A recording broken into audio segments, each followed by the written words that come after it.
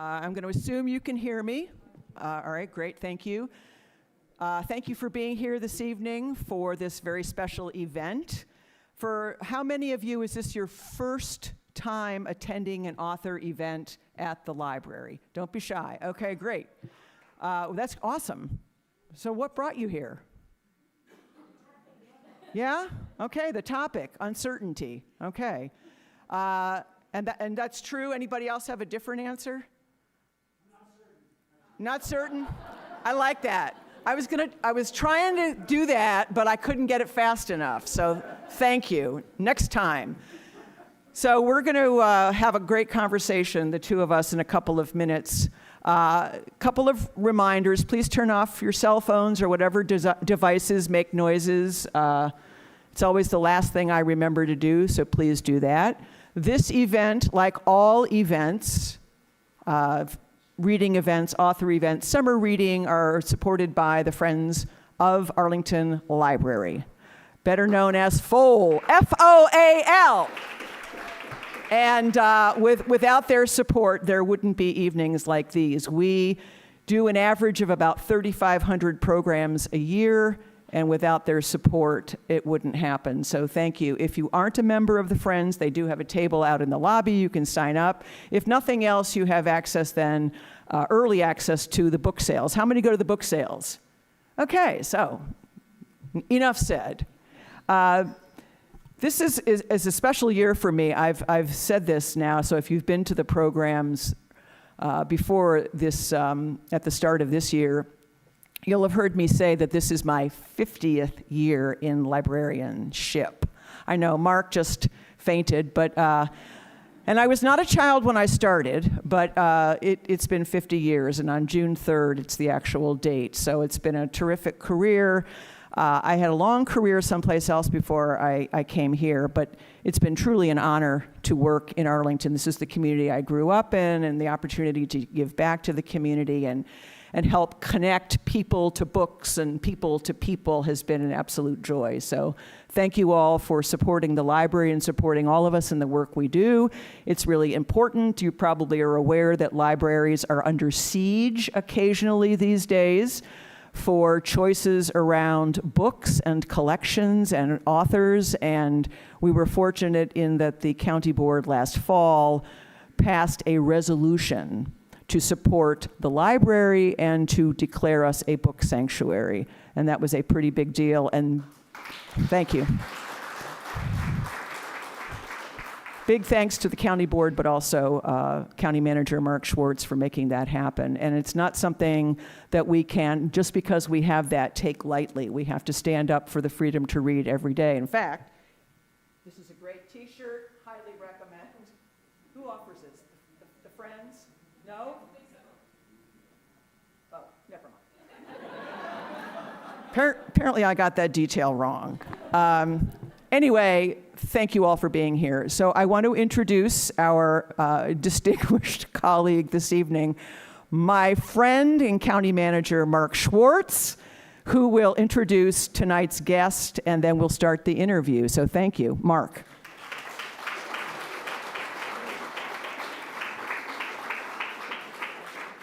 So welcome everyone, and thank you for joining us at this great event. And Diane already said there are over 3,500 programs that the libraries offer each year. And so we're also in the process right now of discussing the library's future. And to that end, there's a questionnaire that was disseminated last week. If you all signed up, if you're on the library's listserv, you got it. If not, there's a QR code that you can take a picture of. Is it outside? I really urge you to do that. We're trying to get as much input as we can about the future of the libraries. Also, again, thanks to the Friends of the Arlington Public Library, and thank you to One More Page Books for tonight's book signing. And of course, none of this could be done without the library's programming team. So you see them standing around here. They are the brains behind this. So give them a round of applause. Thanks. So each year, the libraries host a series of author talks about the most pressing issues of our times. It's not that we've run out of pressing issues, unfortunately. We have climate change, immigration, the opioid crisis, housing insecurity, democracy, and racism. Tough topics, and they've really been interpreted by some of the greatest writers of our time that we've had right here. So tonight's topic is about uncertainty.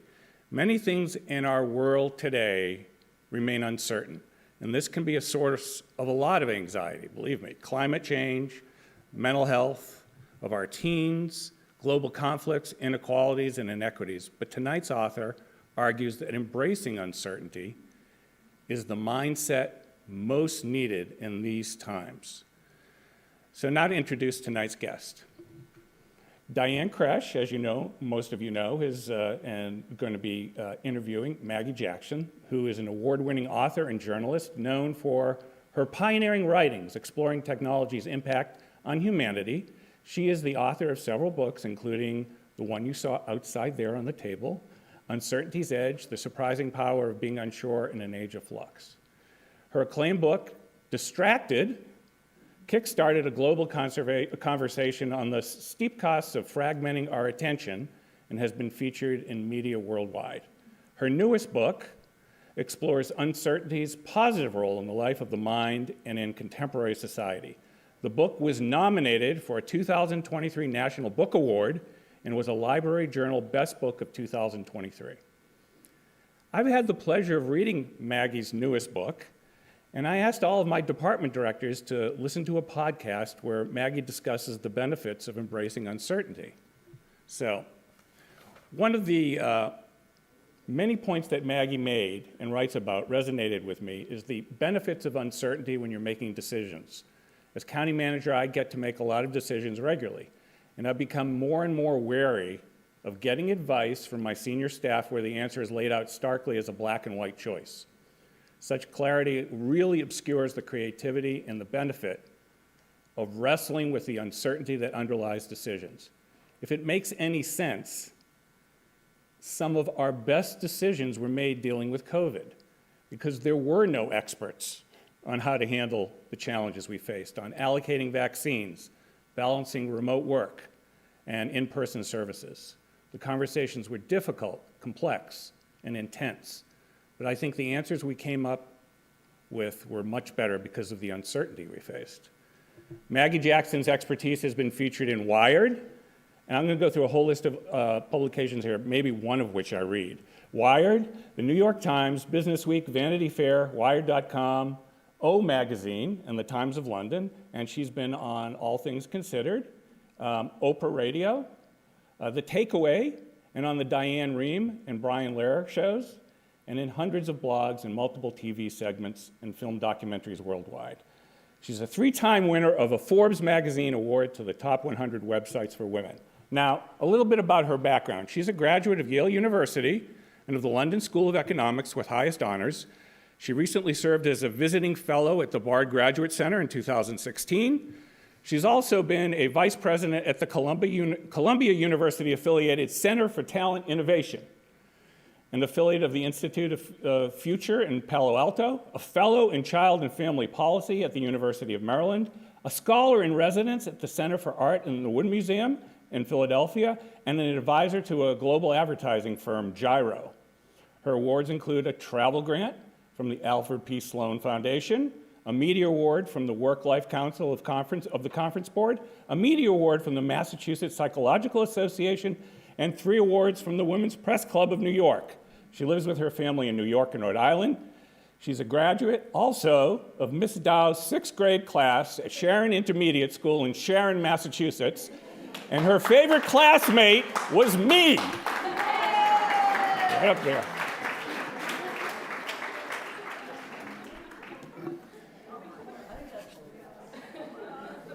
So, I'm not going to tell you which one I am. You have to figure that out. Finally, it's great to see so many of you here. We were a bit anxious when we went to the website to see who responded to the invitation tonight. But when we asked who was attending, everyone responded, maybe. Let that. Thank you, Nick. I saw you got that joke back there. Thank you. So without further ado, please give a big Arlington Reads welcome to Diane Kresh and Maggie Jackson.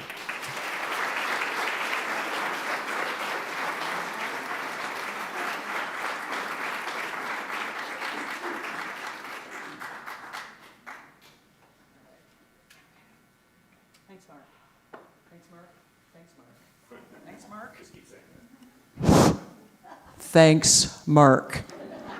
So I can't be outdone by Mark. There's a friend of mine in the audience that I have known since she was 3 years old and I was 5. Melissa McPhee Stryker. Woo! Longtime Arlingtonian, so it's great to see you. All right, so thank you. And thank you, Maggie, for being here this evening, talk about uncertainty and give us some tips maybe at the end, but we'll go through some questions. And I want to begin with what struck me as being the most sort of interesting thing, like why uncertainty? Like what drew you to the topic to begin with? Yes, and thank you, Mark, for that surprising and wonderful introduction. And thank you, Diane, for having me and everyone else at the library. I have to, thankfully, the 6th grade picture is off the wall. But I actually backed into this topic because my second book was called Distracted, about the erosion of attention, but the science of attention. And attention is a vehicle. So I ended that book with the question of, if you have a moment's focus, what do you do with it? And of course, thinking well came to mind. And I am very steeped in questions related to technology's impact on our lives. And so I started actually writing a book about thinking in the digital age. What are we gaining? What are we losing?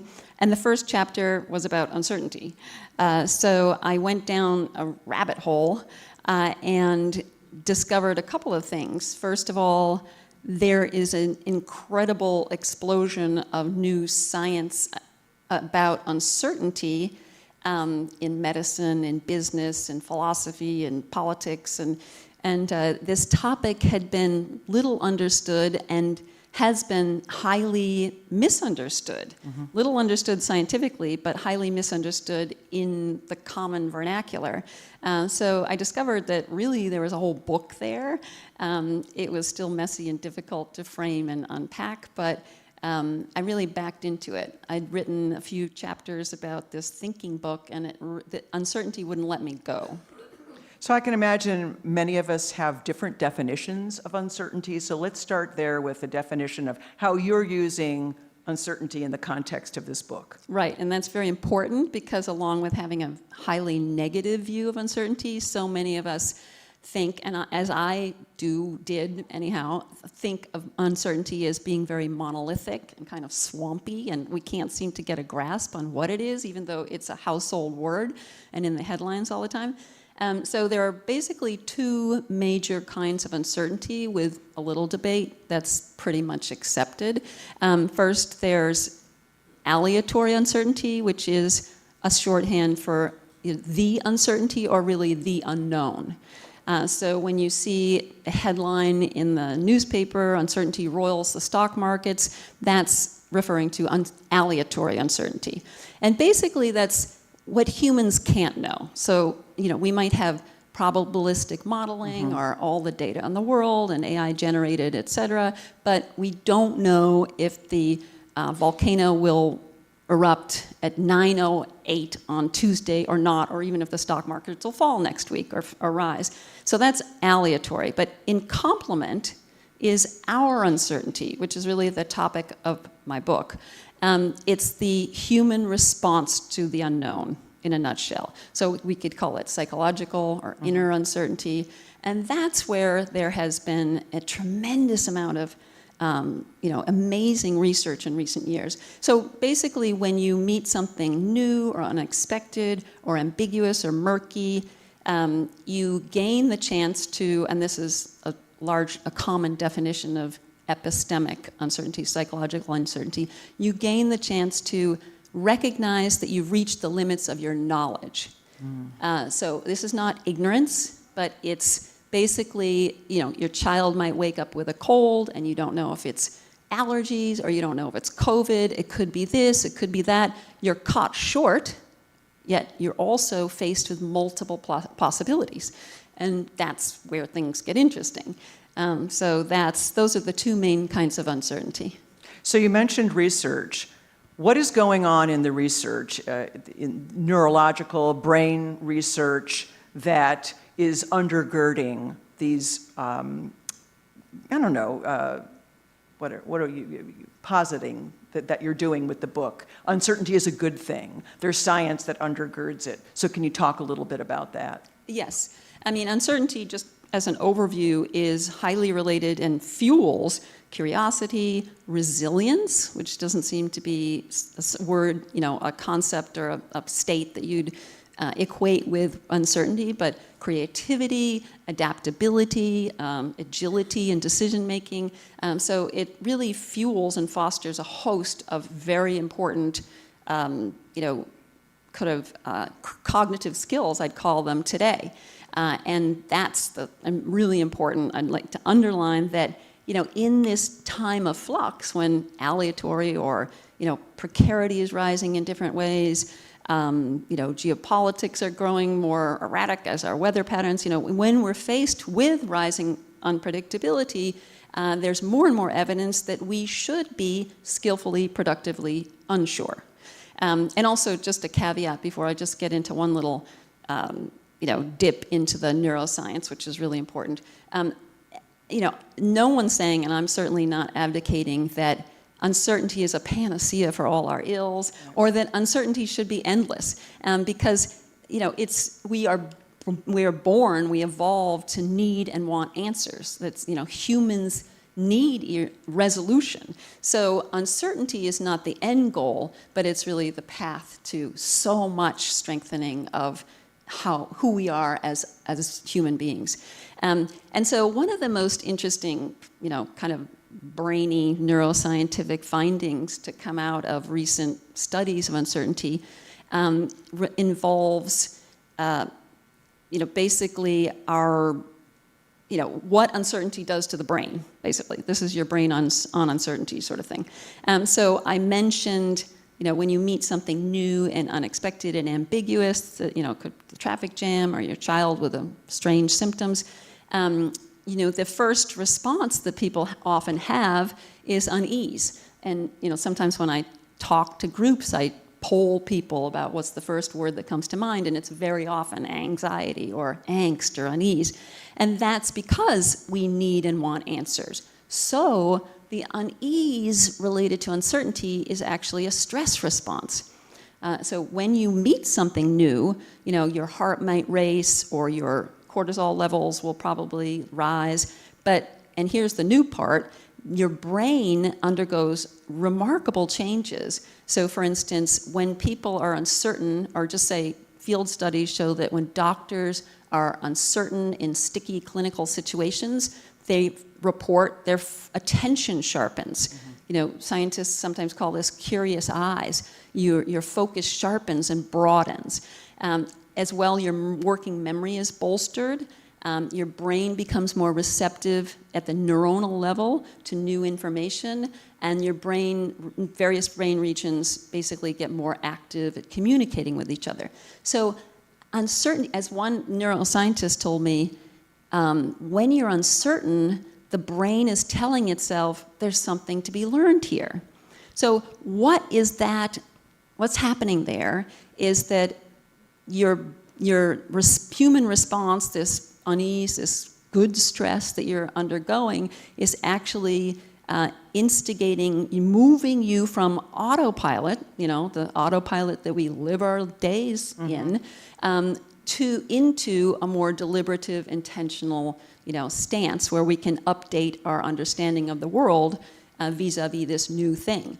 So I think of uncertainty as a kind of wakefulness. And another real-world study shows that CEOs in kind of long-term crisis situations who are ambivalent are actually more resourceful than ultra-decisive leaders, like the kind of leaders who say, well, we're in control, or we know exactly what to do, or it's good, or the binary thinking that Mark was mentioning.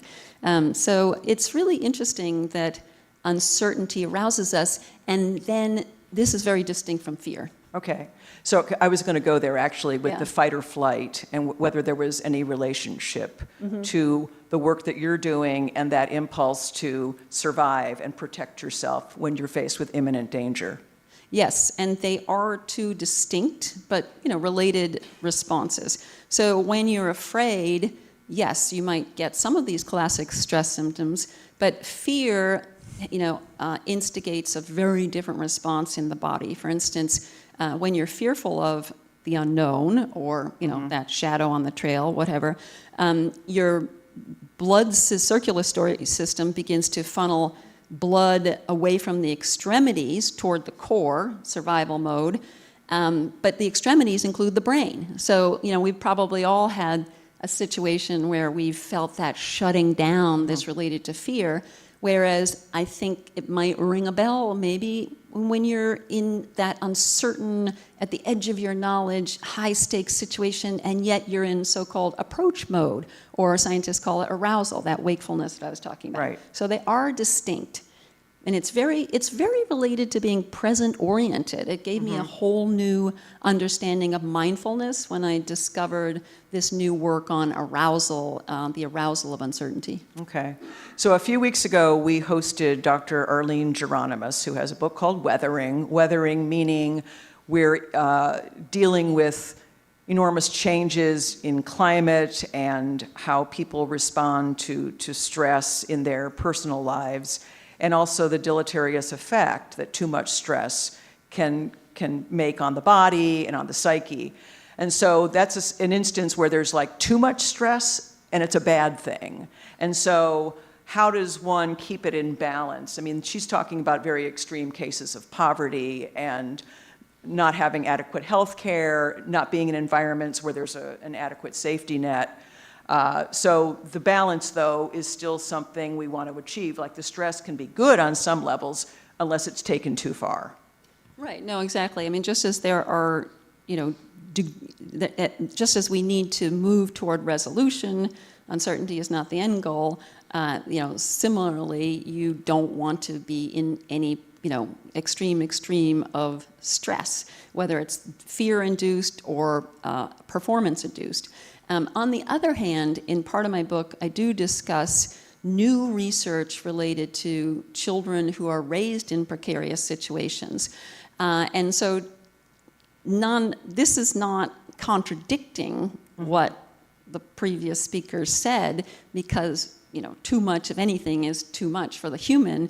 But there's a lot of new and very, very important work related to children raised in precarious situations having this arousal to a very finely tuned degree, a high sensitivity. So a child raised in an orphanage overseas where care was unpredictable might have a great attunement to anger or duplicity in their environment. Kids who are adopted in general, kids who are in alcoholic situations, kids in lower economic. And what that has traditionally been seen as just a weakness, as a flaw. I mean, again, this is not taking away the need to help people who are really stressed, but at the same time, these are now called hidden strengths.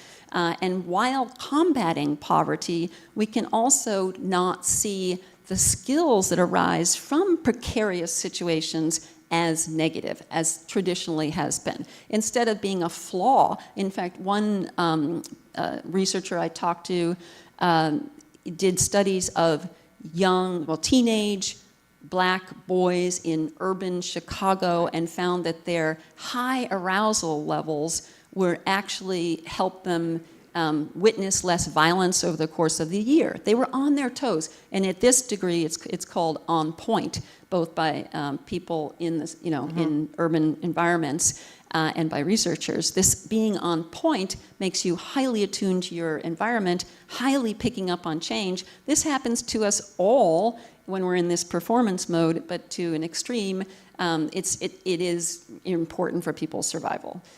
So it's a really complex situation, but I think it's really important that what's being asked now is, maybe many leaders in the field are asking, well, by trying to remove those skills that are important on the streets so that people can do better in, necessary reflective work in school, maybe we're, going too far. In fact, and what it says to me is that there is not just one way to thrive in uncertainty. There's not just one way to thrive in life. We need to be more adaptive in our attitudes toward, skill sets. Well, and being open to other possibilities. I think, Right. especially those of us who have leadership roles or management roles, tend to be seduced by the quick fix, the first thing we come to. I want to talk about that a little bit more later. But the book is divided into sections where you go through a series of test cases, if you will, or examples. I was particularly interested in the chapter on uncommon ground, talking about how people of diverse opinions or beliefs can come together and produce greater results because we are acknowledging and celebrating, working harder because of that lack of initial consensus, if you will. Can you talk a little bit about that? Yes, well, that's the social side of uncertainty. So uncertainty, being uncertain, being wakeful, and I'll also just add, and maybe we can return to that, but as well as the wakefulness that allows you to be attuned to your surroundings, the second major pillar of uncertainty is the fact that it's a space of possibilities. It literally, in that space between autopilot and coming to the conclusion, uncertainty opens up the space between question and answer, and we can talk about the skill that can be used to operate with uncertainty, not just in uncertainty. But the social side of uncertainty is really very important too, because we can gain so much by being uncertain together.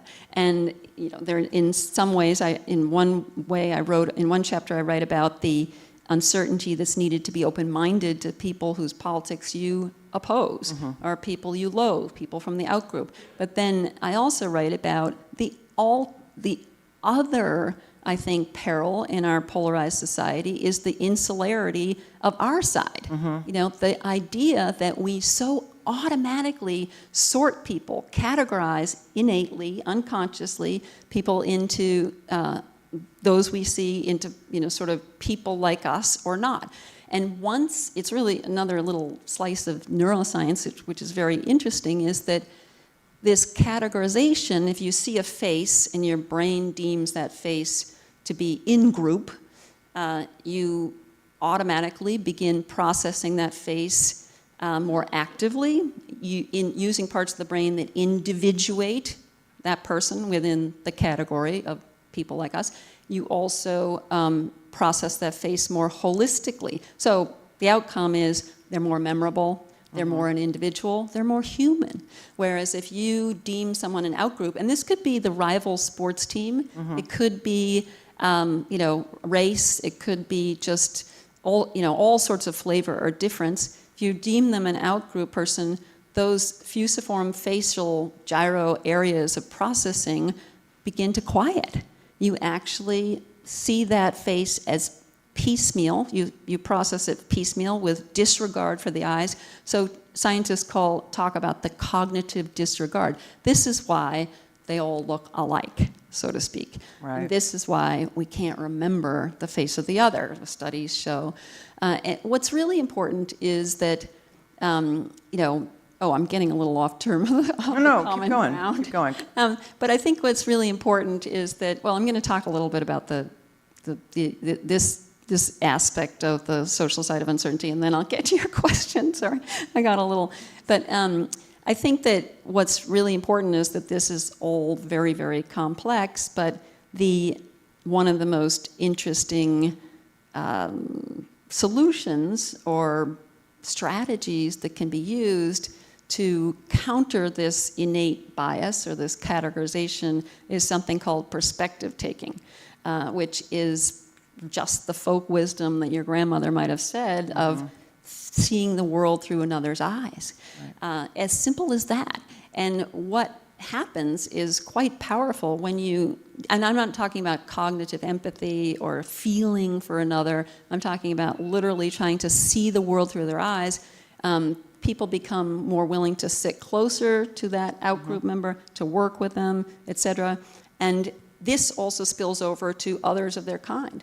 And so this technique is actually being used in activist campaigns, to talk with opposition voters. And what's the bottom line about perspective taking, which I found so powerful, is you don't know.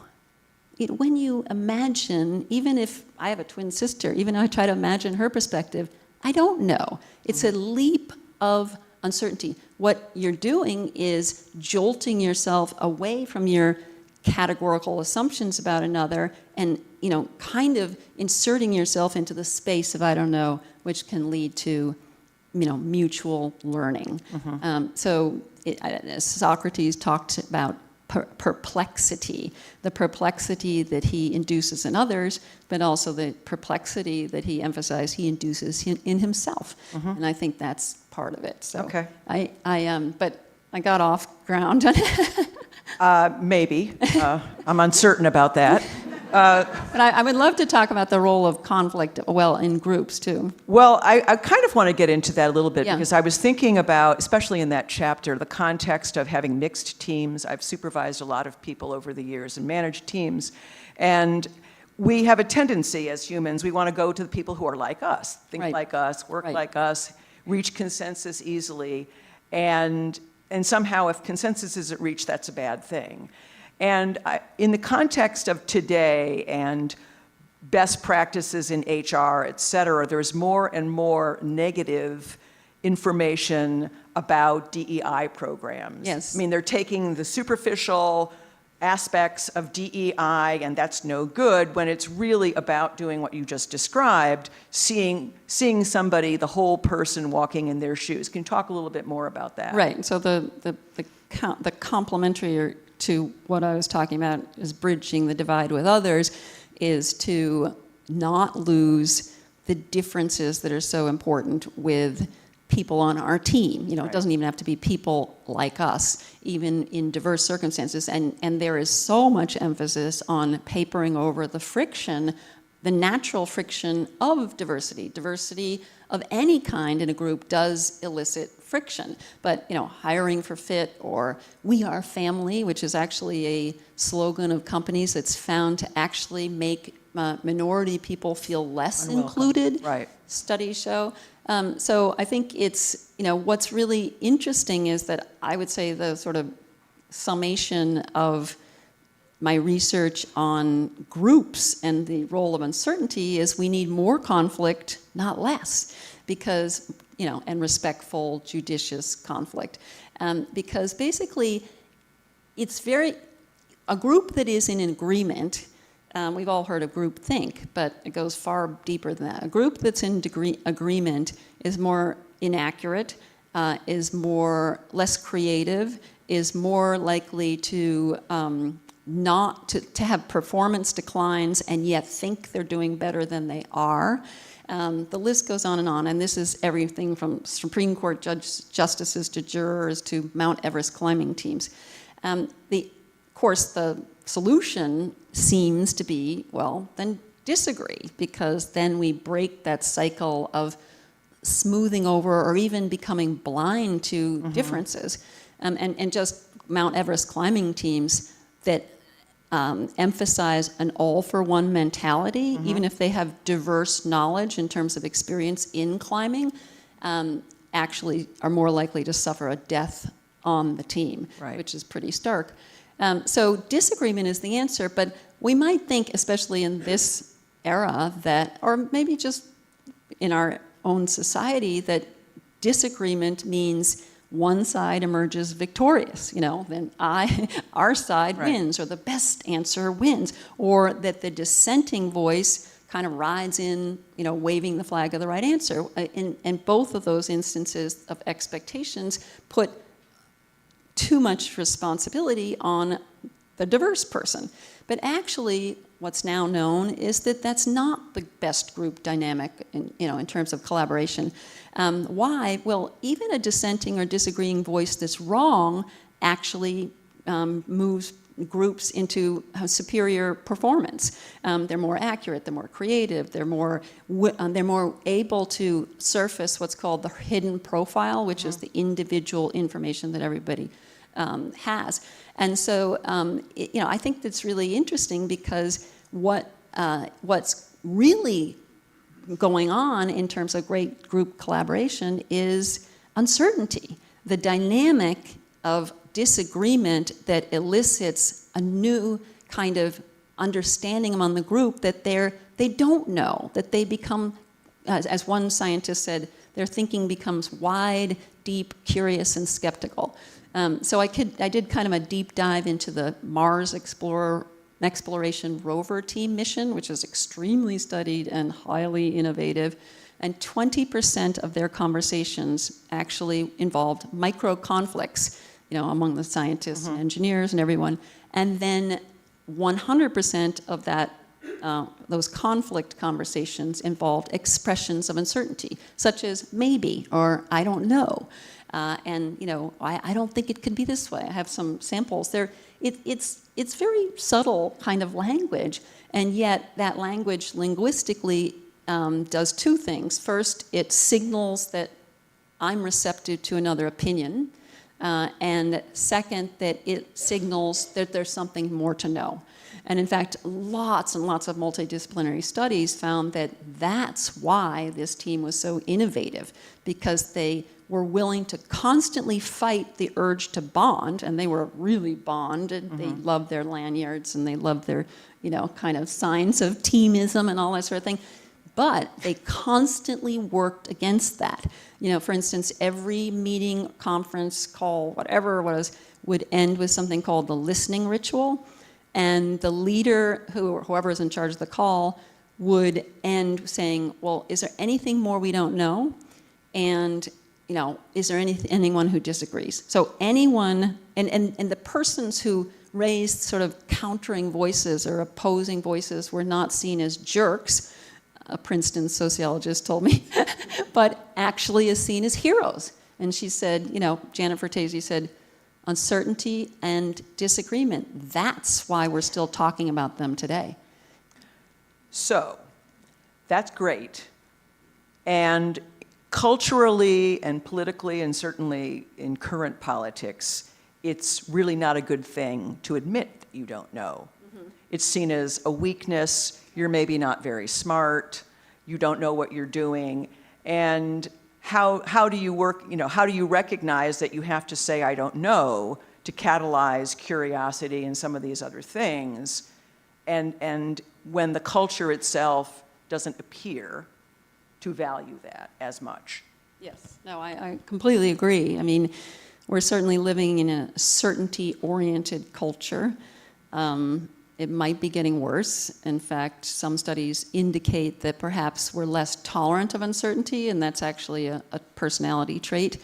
And so, I think there are deep roots to our outcome orientation, efficiency orientation. I think technology has added to that with its aesthetic and sort of demeanor, if you will, of eliciting neat, pat answers. Studies actually show that even Googling something lends people to think that they know more than they do, which doesn't seem to be, I'm glad you got that. Because at first I thought, well, what's wrong with that? Because you do know more than you. Well, even people who don't get any answer on Google have this sort of hubris because they sort of feel as though they are omniscient as the machine. I struggled with that a little bit because by nature of the profession I'm in, I Google a lot. And I'm not necessarily looking for the answer, but I'm looking for context. I'm looking to understand. You referred earlier to going down the rabbit hole. Well, that's essentially what I'm doing. Right. If I'm, looking into a topic or a book or an author or something, I tend to do a lot of searching, but then I'm not just like, oh yeah, well here's the search results, I'm done. I actually read the footnotes, I read the material, I cross-check and that kind of thing. So in that way, Google can be a resource, not an end in itself. Absolutely. But I struggle a little bit because I'm in the librarian profession, and we're often believed to be the people who will provide answers. And what I really think we should be doing is providing people to do the research on their own and be comfortable with curiosity and admitting what they don't know and then going from there. Right. Well, a study is only an indicator, but I think that both can be true. I mean, first of all, you're a pro, and so I think you bring to the you bring to the process all of the critical thinking, all of the depth that maybe not everyone has. Sure. I mean, most people take the first result of the first page and don't go on. Yeah, I mean, the statistics are overwhelming.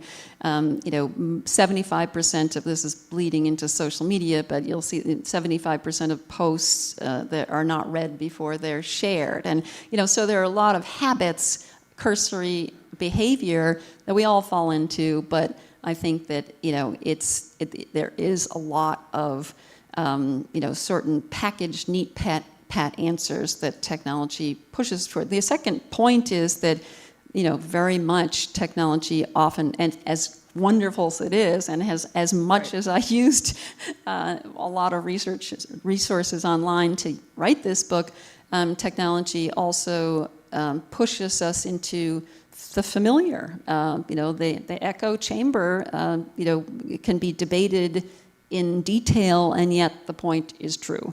So we are faced with the familiar, and as one neuroscientist said, no surprise, no learning. And when you're constantly funneled back, as research shows, into what's not surprising, into something, and even the very tiny little thing that Google answers your question before you even finish making it, says a lot, I think. Yeah. But getting back to your question about how leaders can, be a different kind of leader to show uncertainty. I mean, I interviewed one surgeon who gave this incredible talk to her peers just 2 years after her PhD and stood up to this, sea of surgeons who are, very forced or trained to be certain, and called for the profession to be indecisive, and called for people to be celebrating. And that's a kind of courage that we all need to have. I think that as the research is, disseminated, as we share the research, as we learn the research about the wonders and the benefits of uncertainty, maybe we can start, treating each other and our own research and our teammates differently. Just one tiny little bit of research, the words I mentioned are called hedge words, maybe, sometimes, etc. They're in opposition to, or in contrast to, words like therefore or you're wrong. And studies out of Harvard actually show, and many, many studies, but in particular at one group out of Harvard with senior executives who were discussing hot button topics, the ones who used hedge words were actually seen as more professional, as better teammates. And so that that flies in contrast to what we might assume. But uncertainty is all about questioning our assumptions and having fresh thinking. So the more we can, adopt uncertainty, the more maybe we can question this culture. Right. And I get asked all the time, how can I be a leader and utilize uncertainty and not appear weak? And I guess it's incremental. It's one maybe at a time. Right. So I was listening to a book review interview today with the author of a book about the Challenger, the 1986 disaster. And it seemed, you had the example of the mirror team in your book, which is excellent. And this is where the Challenger, everything that could have gone wrong did go wrong, including dissenting voices who in theory should have been the people in the room saying, hey, wait a minute, the weather's going to be bad. There's that thing with the O-ring that's really not working. And yet they were shut down. Right. And they were literally the night before launch still debating whether it was a go or a no-go. And it was down to one man, and everybody turns to him, and he's basically the, quote, deciding vote. And he says, okay, what the heck? And of course, what happened, happened. So I'm not saying there was too much uncertainty, but they weren't listening to the voices of dissent. And that crippled the effort. That said, are there instances where there might be too much uncertainty, where we're relying too much on taking a risk and the stakes aren't that high, so it's okay, or probability suggests it'll be all right?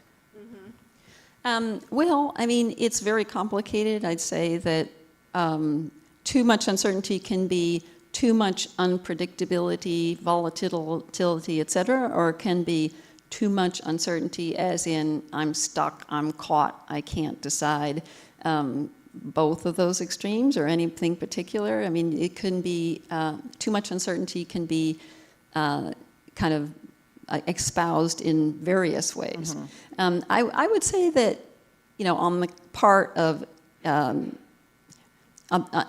part of our uncertainty, this brings to mind the fact that we have individual differences. So one of the ways that people can lead a team is to be aware of different people's, and I don't like the word comfort zone because uncertainty is uneasy, but anyhow, I'll say comfort zone.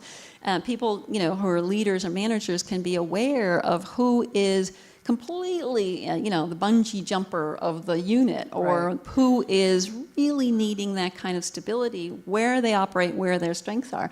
And actually, the head of digital transformation of Ukraine currently, Kostya Koshalenkov, reached out to me after hearing about this book, because he's obviously steeped in uncertainty.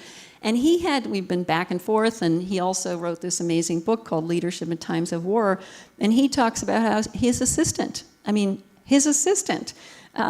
the middle of this war is really very intolerant of uncertainty, but he works with her because she has different strengths while trying to challenge her to become more tolerant of uncertainty. Right. So I think by being aware of, I'd like to just mention this personality trait of tolerance of uncertainty is very important, and it's also getting a lot of attention now because for multiple reasons. But doctors, for instance, who are intolerant of uncertainty are more likely to overtest, overdiagnose, and be prone to anxiety and burnout. People who are intolerant of uncertainty see uncertainty and the unsureness that it instigates as a threat.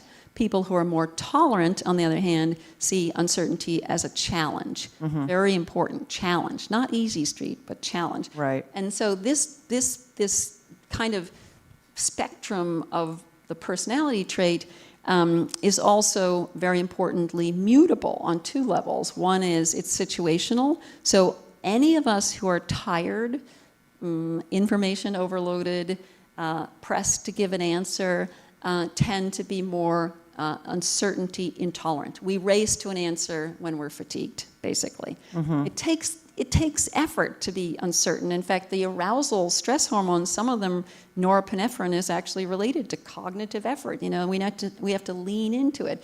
And so what's really interesting also is that this tolerance of uncertainty is being seen as a vulnerability factor for many mental disorders now. Very much anxiety, which is being seen as a fear of the unknown, but also eating disorders, OCD, depression. And so there are interventions and therapies that are now just only targeting tolerance of uncertainty and successfully lowering anxiety to levels of the general population in Right. 12 weeks, Right. which is really exciting. And also, people who bolster their tolerance of uncertainty are, more, by self-report, more resilient.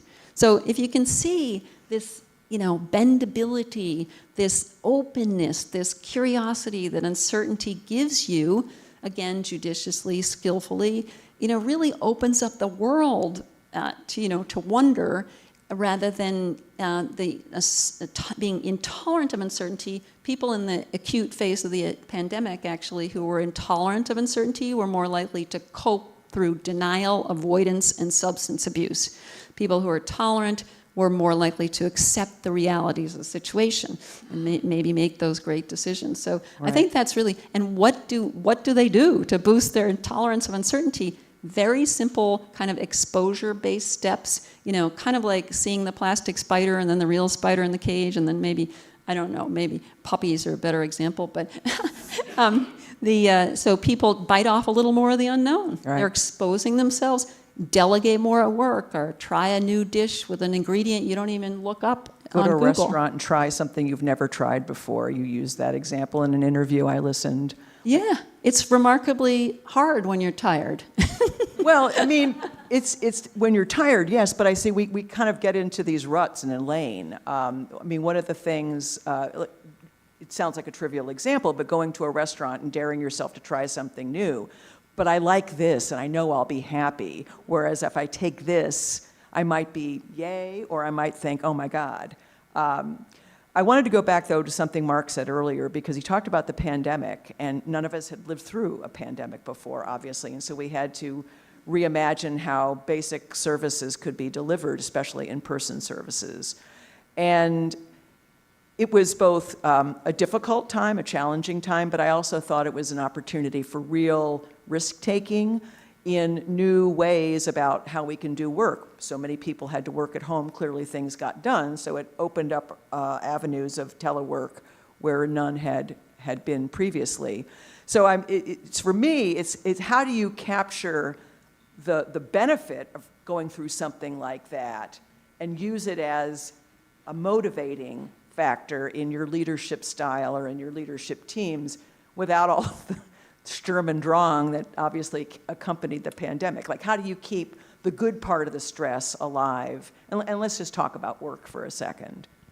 Yes, well, I think that constantly, pushing the envelope of what you know is one way. I see uncertainty as edge work. It literally is operating at the edge of what you know.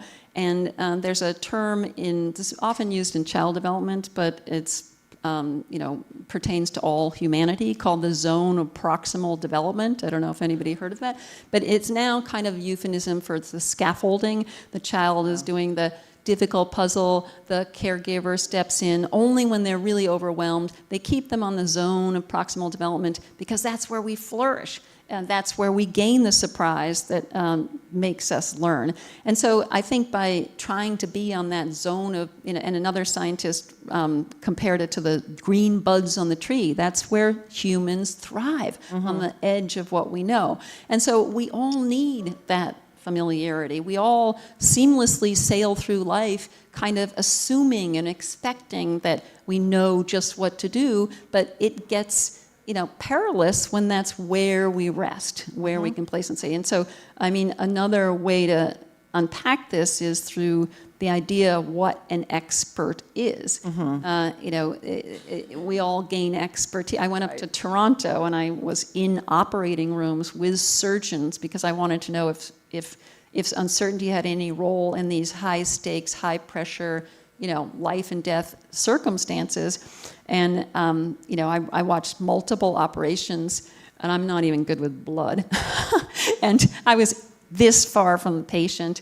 It was quite something. And one morning I was looking at operation, and the surgeon was all swagger, really, because he was at the top of his game.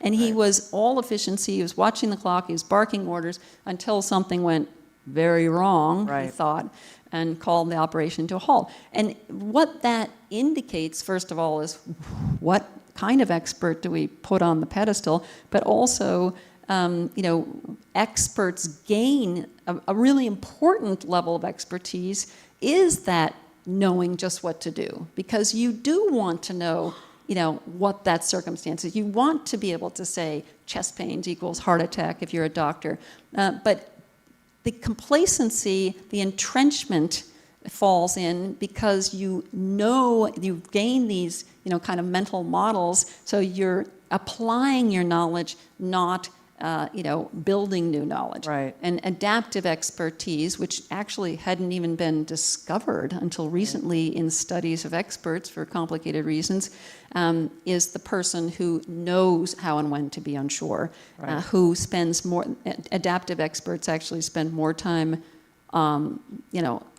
diagnosing a new complex problem than even novices do.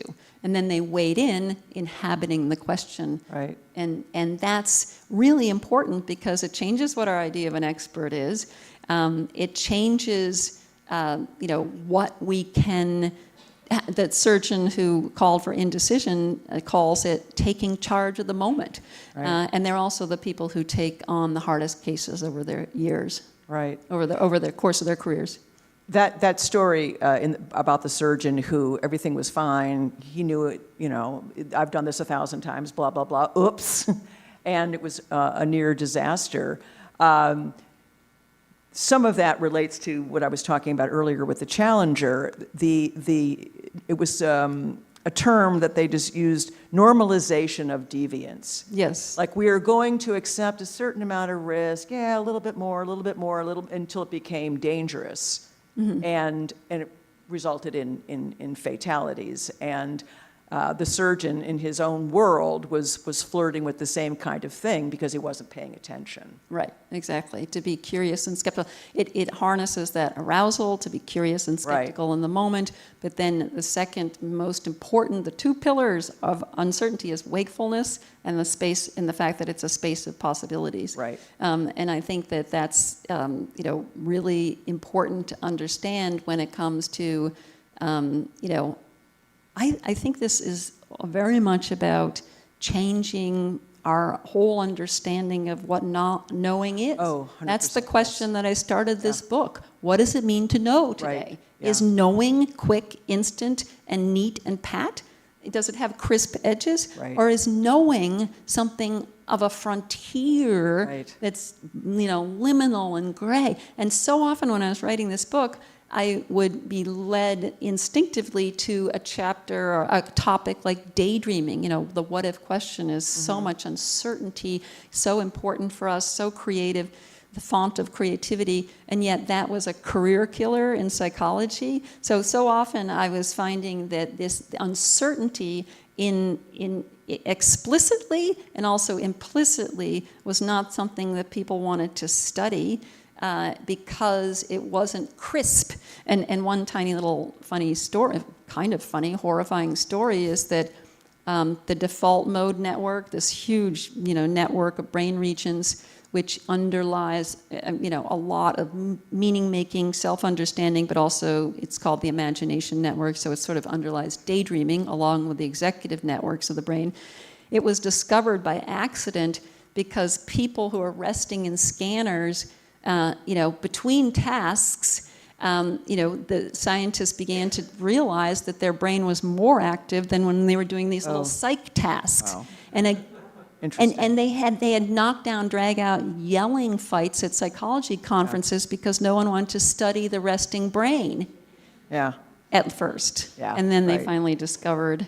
And so again and again I found. In fact, I finally found an actual study that shows that the uncertain brain is far more active than the certain brain. Interesting. It's so counterintuitive. Yep. So one more question from me, and then we'll turn it over to our guests. Ocean swimming. So that's something that you do, and I listened to an interview that you did with WBUR in Boston, I guess. And so talk a little bit about ocean swimming and how that helps you maybe deal with uncertainty or manage uncertainty, but in a completely different realm. Most of us are probably not ocean swimming 4 seasons a year. Yeah. So yes, and the other thing about tolerance of uncertainty is I think people can be tolerant in some situations, not just tiredness, but also they can be tolerant in certain situations and not in others. So we're all a complex sort of bucket of contradictions and et cetera. So I don't think we need to expect ourselves to be fully tolerant of uncertainty all the time. But anyhow, during the pandemic, so I sort of divide my time between New York and then Rhode Island, near where I grew up with Mark. And during the pandemic, we moved out of the city, New York City, and went to near the shore, and then the pools closed, and swimming is my thing. And just started, swimming, so that was in March, but just sort of kept swimming more and more and more, and then other people were doing it too. And I don't like high waves. I'm actually not a very good swimmer. I don't like cold, and I was finding this to be the best thing I'd ever done in my life. Literally every morning. This morning at 6, I was at the Atlantic. You know, it was beautiful. Ocean 52, air about the same. It was beautiful. And I was laughing out loud, and that's what happens every day. And I thought, why is this so great? And why do I feel so strengthened? Well, it's exercise, yes, and it was social because people found each other. But then it was more than that. I realized that it was sort of this daily dose of uncertainty because you can have the app, and then it's wrong when you get there. The conditions change even as you're in the water for 20 or 30 minutes. You really don't know. I mean, this is the ocean, after all. And so I realized that by being on the edge in that way, that it was just the most strengthening thing I ever, had done in my life. And it was I might still go to that restaurant and order that darn clam spaghetti every time, but at least I've gotten in the ocean that day. So I think that we can all find these little things to enable us to work at the edge. And daydreaming is one of them. Pausing just for a few minutes. It's not rest. It's actually highly active time for your mind to make memories, to curate. Right. The mind, the hippocampus is like a little librarian. It's curating and tagging in experience. So by digesting, so there are just so many ways. Uncertainty is woven into all of our parts of our day, and it's not something to escape from or Avoid. Right. Or eradicate as quickly as possible, nor is it something obviously to wallow. Some of this is takes a few minutes. It just changes your whole idea of what the not knowing can be, I think. I think there's that practice, and it does take practice trying to change your behavior. Practice is often undervalued and underestimated, but just hitting pause, I'm going to stop for a second, I'm going to think, I'm not going to answer right away. Those little tips can make a big difference. So let's turn it over for questions. And there's the microphone. And who has a question?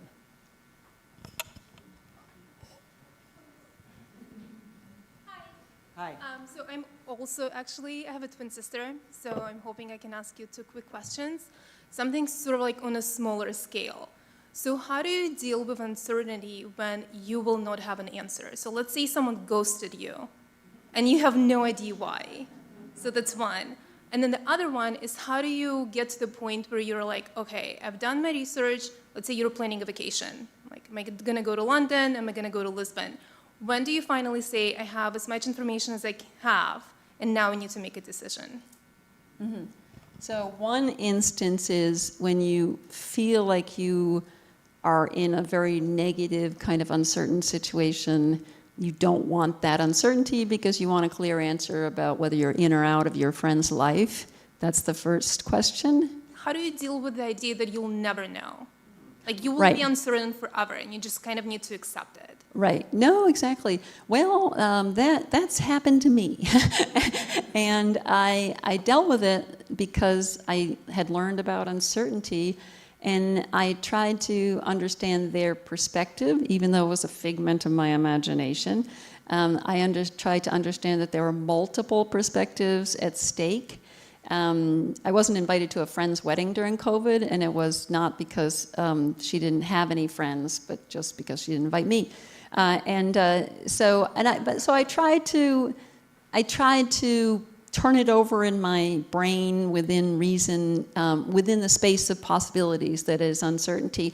But then, yes, there are certain parts that I can get resolution on, but there's certain parts that I can't. I think Dharma Kirti, an 7th century Indian philosopher, has a wonderful way of dealing with this idea that when we see someone on the street, and maybe we haven't seen them in a year, we so often, because we have this assuming expectation mind, we assume that they're the same person as a year ago. You assume that your coworker hasn't changed. Well, really, they're not the same person. So we have to remind ourselves of the dynamism and mutability of that situation, that in 5 years, you might be back to be friends again.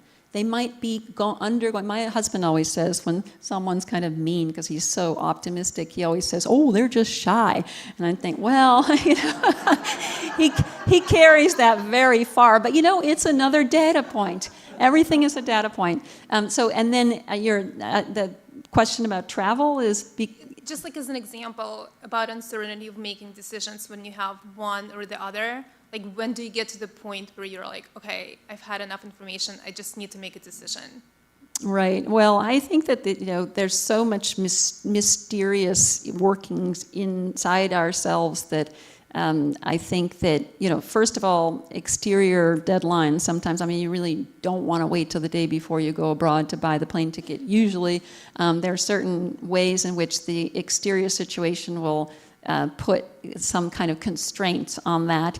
But I also think sleeping on the problem is a really good way. If you think about it before you go to bed and then wake up, again, due to this incredible, the suspense of uncertainty is not a nothingness. It's extraordinary what happens in the brain that's given a little bit of rest time. And just one tiny little other brain thing about this is that the networks that are devoted to interior work are toggle down when we're looking outwards, when we're goal-oriented, when we're paying attention. So literally to daydreaming, that's why you decouple from your senses. So you need to give time to do that, and sleep, of course, is a good thing to do. Thank you. You're welcome. CEOs, by definition, heads of corporations, this gentleman right here, are always working in an environment of uncertainty and taking huge risks. How much, give us a little more insights into what they're facing in terms of leading JCPenney, the decision to, you know, goes wrong and the CEO quits or whatever, or other, you know, they're always reading lots and lots of books because they're always trying to get more knowledge to deal with how to lead their company or, you know, compete with competitors or whatever. Can you expand on that type of thinking? Yes, well, I think that it's, you know, there's never going to be sort of a recipe book for operating within uncertainty, within volatile, unpredictable situations. But at the same time, I think the new understanding of uncertainty can equip us to, first of all, slow us down a little. I mean, I was speaking to chief CTOs, chief technology officers of Fortune 100 companies, and the first question afterwards was, but you're asking us to slow down. We need to be speedy. And what I said, you know, was, well, uncertainty does slow you down, but it's to invest in the better answer, not just any answer. So I think that by, you know, bringing uncertainty into the fold of our strategic skills, we can open up the space of possibilities. We can be more inclusive because the CEOs in that crisis situation that I was talking about, who are ambivalent and who are more resourceful, also are more inclusive because their the space of uncertainty allowed them to be more receptive to multiple perspectives. Maybe they use the word maybe or not. And interestingly, the business researchers, the professors who studied these CEOs, it was actually an expansion in the EU, that was the crisis a while ago. The business professors who came over to Europe and studied these CEOs had thought that they were just going to study the ones who thought that this expansion was good or bad. They were shocked. The business school professors were shocked that they found a pretty good crowd within the CEOs who were ambivalent. They actually told me, we ran the study again and again to determine that it was not a fluke. This is how much of a cultural bias there is towards certainty. So I think, it's easy to get information overloaded. It's easy to feel like the template or the checklist is the way to go. But I think, as Diane said, the practice, taking on uncertainty, maneuvering into it, gaining your own skills can really help. It's not a panacea, but it can help. Thank you. I was also going to add, just the process of sometimes letting go. You're not going to figure it out. You're never going to know why your friend didn't invite you to the wedding. However, you can get past it. Exactly. And then I'm sort of liberated, and I perhaps liberated her from, Right. being someone I don't want to be friends with.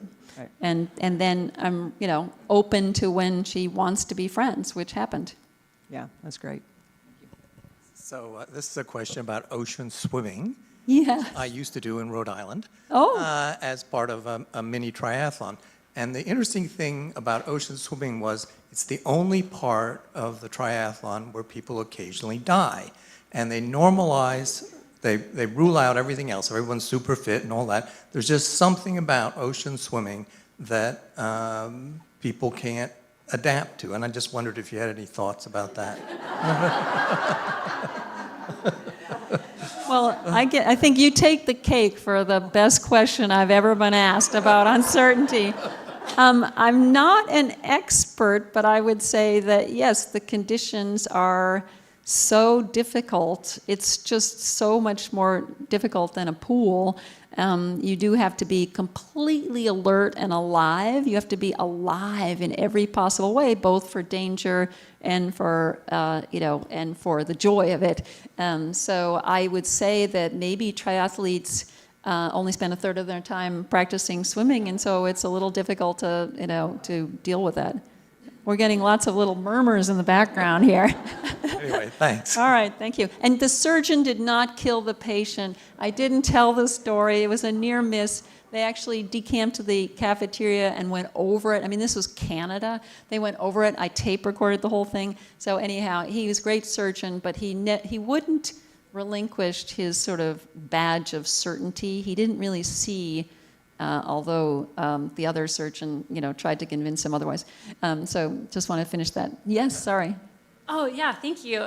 So I guess first I have a comment, which is just thank you so much for writing about this topic. It's really potent in my personal life right now. It's something I've been thinking about for a long time, inspired poetry, and I'm at a point in my life where now I'm lucky enough to be able to recognize uncertainty in my life and also just embrace it with so much excitement because my life is an open possibility. So I just wanted to thank you, first of all. And the second thing, my question is, I'm very curious about, you mentioned that uncertainty is sort of like a very innate human need, or sorry, certainty is a very innate human need, that we're sort of drawn to try to have answers for everything. But I imagine that some of this is also learned. And so I'm wondering if that's the case, and if so, if you have an idea of what structures in society sort of facilitate this need for certainty, like where are there opportunities for change in our educational systems or business systems, et cetera? Is it a gendered thing? So I'd love to hear your perspective on that. Yes, that's a great question. I mean, the systemic forces that drive us to be certain are everywhere. I think that the efficiency-oriented culture, it was only in the industrial age that daydreaming was denigrated, and it was particularly a double whammy because it was seen as female idleness. So again, I talked about technology, and I think there's a whole, this is not the technology, but technology is packaged and offers certain answers, and even confusion in student education wasn't studied until recently. I've been in touch with a scientist at BU who's studying how to bring uncertainty back into children's science education, because they do these little experiments, and it's like, oh, you put this together with that, and bang, oh, look at that, that's science. Well, that's not science. Science is a lot more groping in the dark. I mean, it's just, so I think that, yes, so much of our culture does point us. I think perhaps contemporary society has exacerbated a true human need. And while uncertainty may be not the place we never need to rest in, permanently or at too much length, but it's also not a place where we allow ourselves to be very much at all now. And so, I think that we can push back in tiny ways. I used to study report on for the Boston Globe, I was a columnist on work-life balance. So I learned the beauty of the small step. And one of my own bosses, when I was a young mother, said something like, "We can talk about your future after you finish doing flexible work." I'm like, what? And basically, all you wanted to do was leave at 3 p.m. for the soccer game. Small steps really make a difference. That's the tapestry of our life.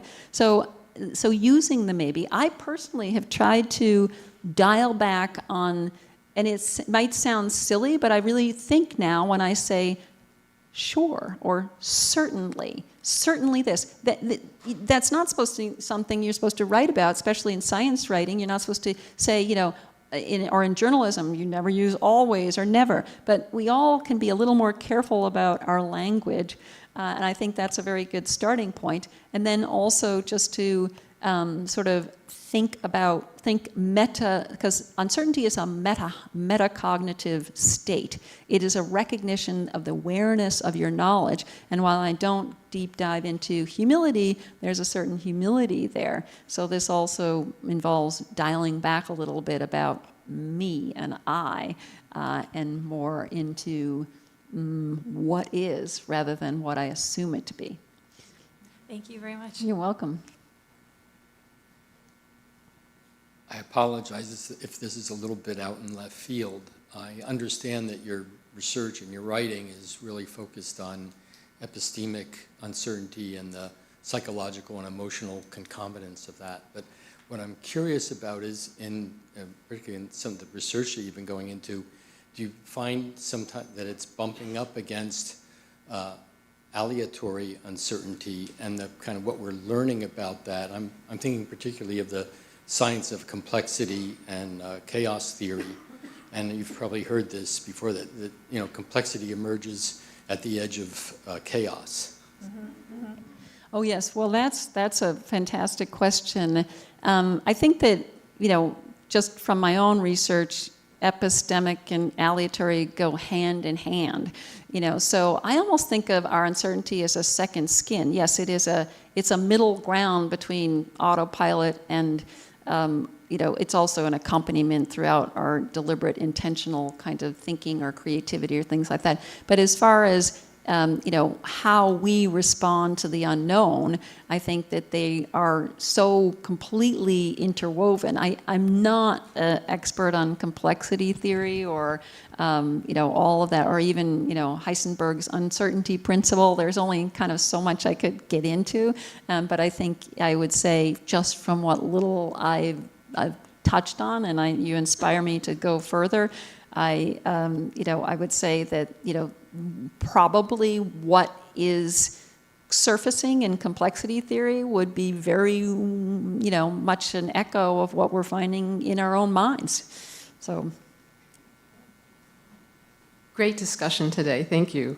I've really liked it. We live in very uncertain times. Everything's pretty unsettled. So you've had a lot of helpful discussion. Do you have any suggestions for how to help large groups of people deal with uncertainty? Because I think that's part of what all of the upset is going on, and I think we could use maybe some suggestions on how to help there's suggestions for individuals. Is there ways to handle groups of people to help them deal with uncertainty? So could you give an example?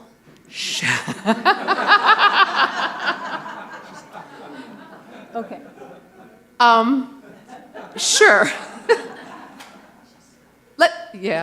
Let's just say, just right now, politics, and let's just talk in general terms. So there's the political situation. Nobody knows what's going to happen. Everybody's nervous, and they tend to jump to things because they're not thinking very clearly. Mm-hmm. And I think what we would like to do is have people be able to kind of take a step back, learn to deal with it, and not kind of run off in a panic. Because I think if we have large numbers of people running off in a panic, things won't go well for anybody. Mm-hmm. So are there some ways to kind of get people to sort of reset and realize these are uncertain times, and that's okay, mm-hmm. without maybe sounding obnoxiously certain yourself as you try to reassure them? Yeah, no, it's hard to, dance around that you word, and there's so much weight on, baggage with even uttering uncertainty. So I think that, again, those hedge words are really important. I mean, I think it sounds like maybe in a way, within the sort of framework of what you're doing, maybe you want to try to put this on the agenda and talk about it and kind of put it on the table.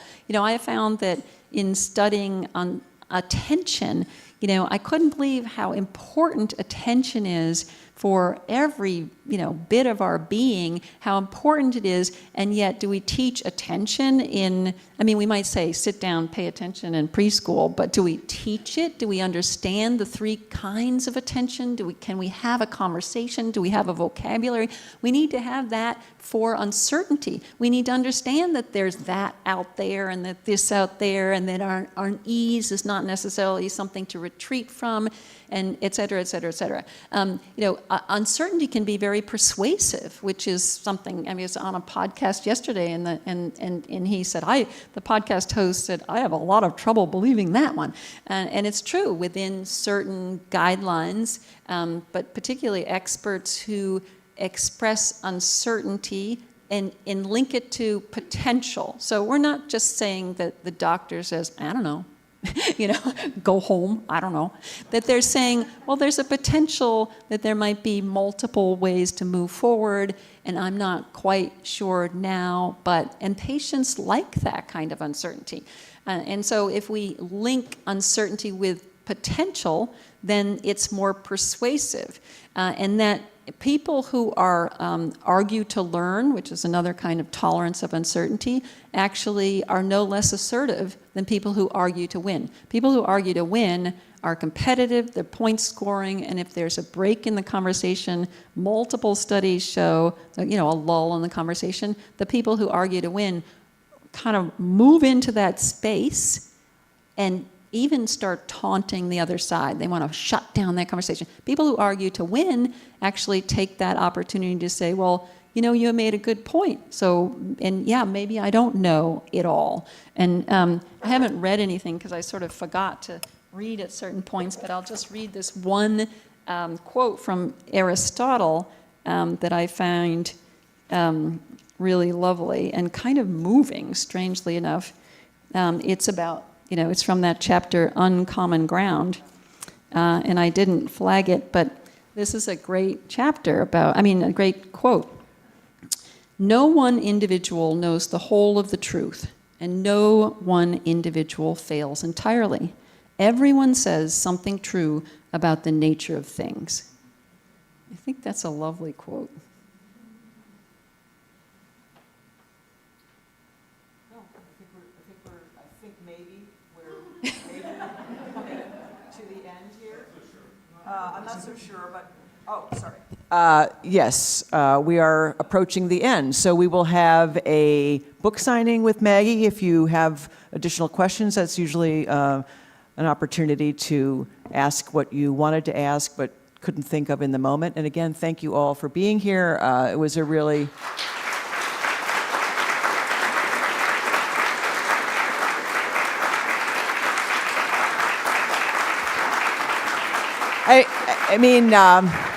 I love all my programs, but I'm particularly drawn to nonfiction, and I think this is a terrific read. Don't worry about finishing it. Take your time, because it's really, the examples are terrific, and it's written for people who are going to be able to understand, right? It's not so technical that you're going to get lost in the detail, but there's obviously real science and real research behind it. So thank you all. Enjoy the rest of the evening, and enjoy Maggie for the rest of the event.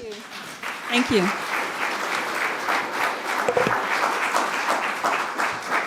All right, everyone. For the book signing, we could have you start lining up right here. We're going to go all front of the stage and down the middle. And one more page is still selling books if you need a copy. Thank you. Because when I heard that, I was like, oh.